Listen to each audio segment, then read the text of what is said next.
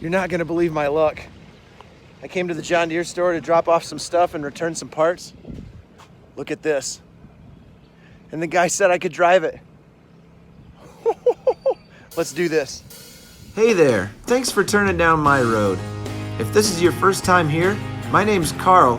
My little brother and I both work for local farmers full time, but we both also farm together with our cattle herd and our hay operation. Everybody's involved, from the smallest to the biggest. If you don't have the joy of farming yourself, I'd love to help you experience it through this channel. Whatever your background, you found the right place. This is Dodge Brothers Farm and Ranch.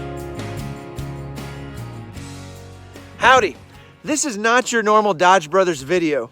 Normally there's a lot of editing and thought process and camera angles and a whole lot of stuff that goes into making one of these videos.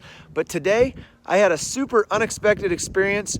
I got to test drive a John Deere 8RX tractor just on a minute's notice, had no idea I was going to be able to, and I wanted to be able to take you along, and I sort of wanted you to feel caught off guard like I was and sort of learning as we go. So this is a fairly unedited, pretty raw video of that experience I had today. I hope you enjoy it. I hope if this is your first time watching the channel that you go back and check out some of my other videos, some of the videos that took a little more time to produce. But today, we're gonna test drive an 8RX John Deere. Let's go. So do a quick walk around of this tractor. It's an 8RX, 410 horsepower. Tracks all the way around. Look at those lights.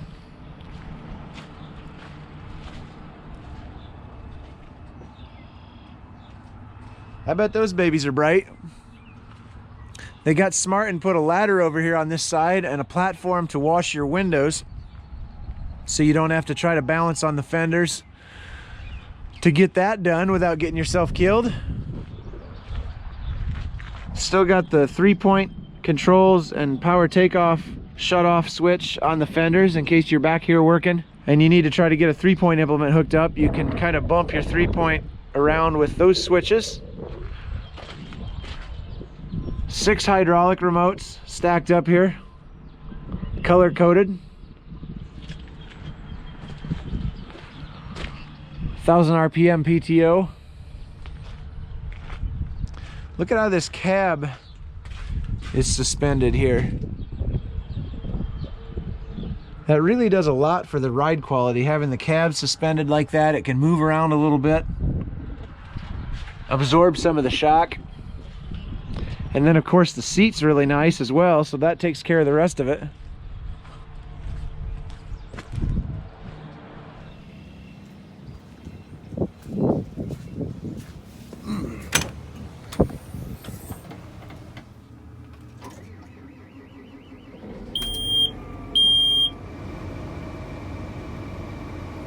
Now here's a nice touch. They got these highway bars like a motorcycle for putting your feet up in the afternoon. That way you don't have to put them up on the windshield when your legs get cramped up. That's nice. Yeah, serious injury. Yep. Yep, understand. Oh mama. This is really exciting. Is this really happening? Wow, look at this radio. This is...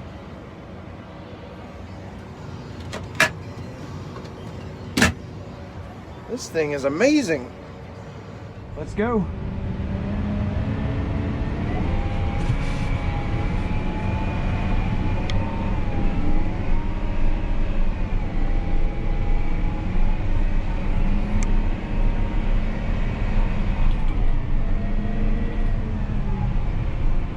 Set up on auto shift right now. I'm not a huge fan of that, so let me go ahead and shut that off. Go to the transmission, select manual. Okay, cool. So now we're just in 8th gear, and now I get to shift it just like I want to. Try not to get the thing too dirty here. It's a little wet outside. Rained a little bit yesterday. Man, it really turns good. Turns nice and sharp.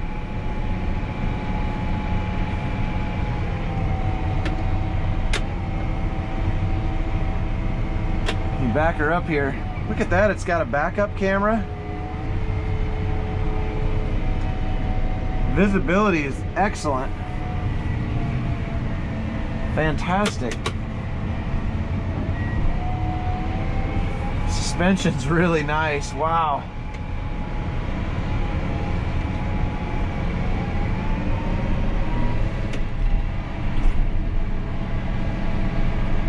Could feel it just a little bit coming up and over the edge of that cement. It wasn't perfectly smooth.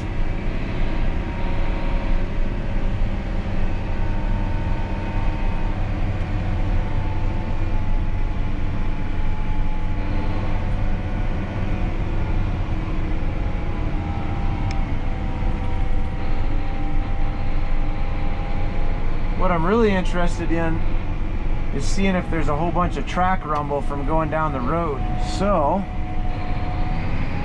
I'm gonna see what that's like. Assuming it goes pretty fast.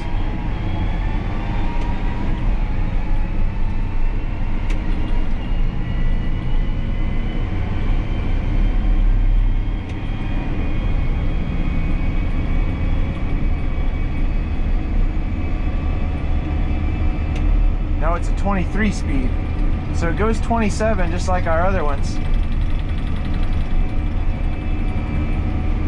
Boy, it definitely is a little different going down the road. I mean, it's got a little shake to it that you don't have with a wheel tractor, but man, it's actually pretty smooth. We had a Cat Challenger before with just straight tracks on it, and you just about would lose your teeth going down the road with that thing.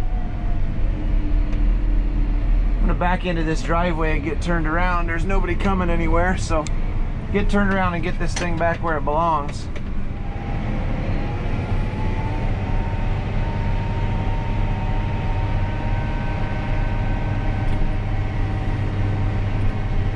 This is just one of those things that I didn't expect to happen. I didn't expect to see one of these tractors down there today. Let me get you flipped over to Super View so you can get a wider view while I'm going back. I'm not usually a huge fan of using this Super View setting because everything looks distorted, but this will give you a little wider field of vision. You can kind of see a little bit more of what I see while I'm driving this tractor. Obviously, I've got you mounted up on my hat for safety so that I've still got both my hands free.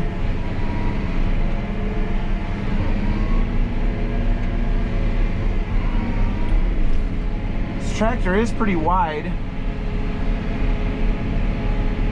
I assume it's not any wider than the duals would be set out on a normal tractor. It must be on 30-inch rows, I'm sure.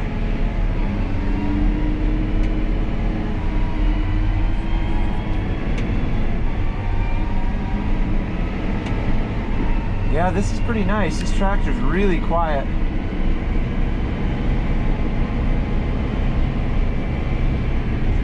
Mirrors are pretty cool. You've got split mirrors on both sides.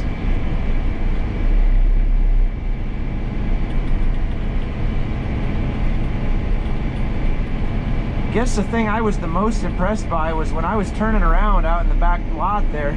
This thing turns pretty sharp. I didn't expect that.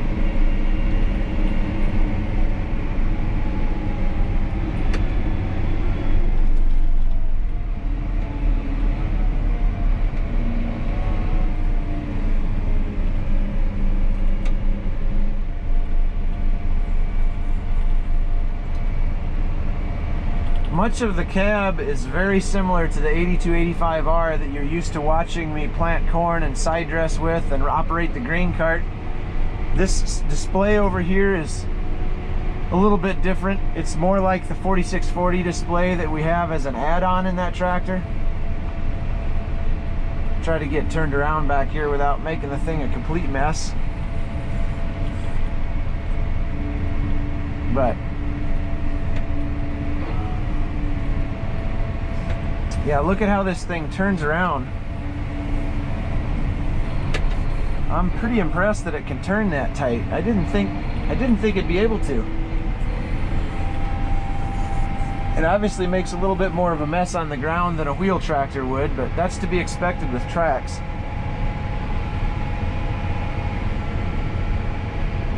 It would be really interesting to drive this tractor around in a really rough field, like one that had been chisel plowed and not leveled so well. I'd be interested to see how the tracks would ride over rough terrain. Okay, slip it back in park. So earlier when it was in automatic mode, hit the transmission button here and go to full auto.